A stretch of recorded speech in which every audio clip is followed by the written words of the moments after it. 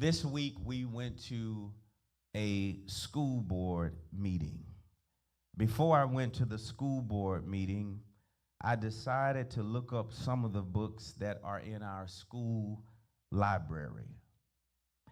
One of the books that are in the library is called Melissa, and it's written in the LGBTQ colors you can see on the front of the book.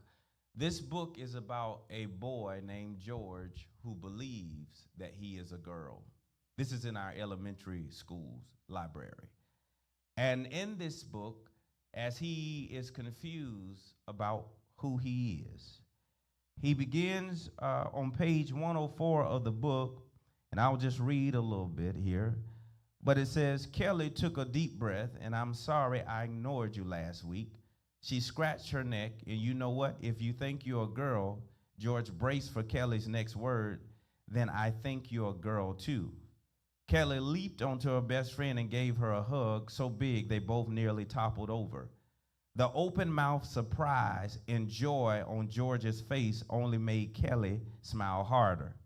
So you're like transgender or something, Kelly whispered as best she could in her excitement.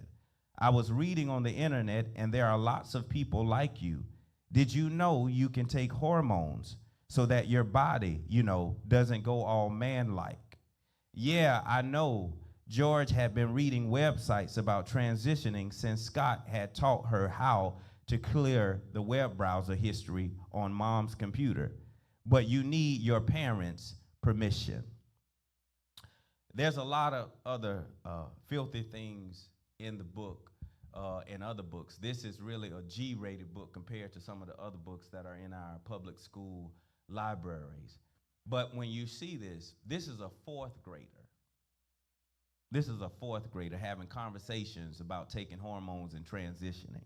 These are things that are set up to indoctrinate our children and to cause them to have an ungodly imagination. When you start trying to change what God has created, it is evil and it cuts the heart of God when you try to change what God has established. And so we're living in a day when children are not even old enough to know what time to go to bed. They're not even old enough to match colors up all the way. They're not even old enough to know what time to come in the house. Not even old enough to make major decisions. Not even old enough to decide what to watch on TV.